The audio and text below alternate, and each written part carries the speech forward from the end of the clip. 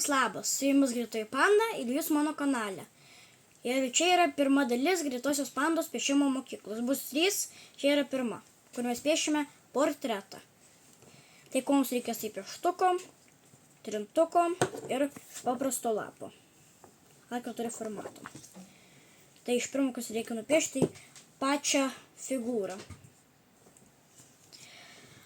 Tai figūra turi būti kaip geolokacija, ne apvalus, o kaip geolokacija. Tai parodysiu. Va, žiūrėkite. Va taip, kaip geolokacija. Bet jūs galite piešti bet kur, per vidurį, dešinėje, kairė. Tai va, matote, aš piešiu ne vidurį, aš va čia piešiu.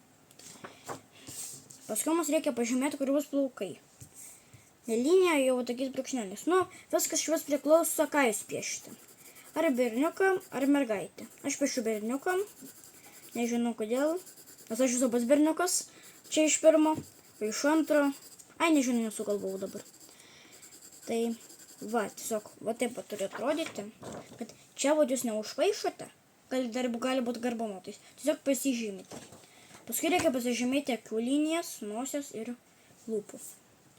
Tai, aš jums tai parodysiu. Nereikia stipriai spausti, nes paskui vis tiek reikės ištrinti jas. Kažkur... Va taip turi atrodyti, nes šitoje linijoje akis, nosis ir lūpos. Dabar jūs turite nupiešti ant tų linijų visas priemonę. Nu, viską, nosis, lūpos ir akis. Nu, ir antakius ir viskas, kas priklauso akiai. Gerai, tai mums tai praeis kaip 1 sekundę, o man tai praeis kaip 2 minutės. Gerai. Tai va, kas neugavosi dar su linijom, kaip tai, čia keistai atrodo. Tai dabar reikia tiesiog ištrinti linijas. Va, aš ištrinu linijas. Sutikite, dabar tikrai greičiau. Nu, kas liko? Piešti ausis, tai visai lengva. Ir čia pabaigti. Ir dar čia padaryti. Tai parodysiu, kaip lengvai padaryti. Nu, ką reikia padaryti, tiesiog padaryti tokį tiesų kaklą. Jeigu mergaitė, reikia ilgesnį padaryti. Jeigu berniukas, reikia truputį žemesnį. Tai žiūrėjau berniuką, tai turi būti truputį žemesnis. Nu, ne kaip žirafą, aišku, bet va toks kažkoks. O paskui reikia nupiešti čia vat. Pamiršau, kaip vadinasi. Ai, neprisimenu.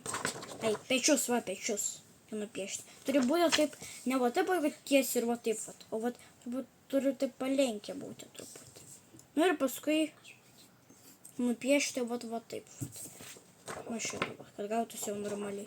Nu ir pagražti. Čia va kažką nupiešti. Būtų gražiau, kokį turi fotę bent veido. Nu ir liko tik tai ausis. Ausis labai lengva. Tuoj parodysiu. Nu, vat, ausis. Vat taip, vat. Kažkur. Nu ir dabar liko tik čia nuspalvinti ir viskas. Tai jums tai praeis kaip sekundę, o man tai praeis minutę. Viskas. Va ir pabaigtas piešinys. Su jumis buvo Greitos Pandos piešimo mokykla ir Greitoji Panda. Ir prisiminkite, ne visi gimsta kūrybingi, išradingi ir gražus. Tai kągi, su jumis buvo Greitoji Panda, visiems ate.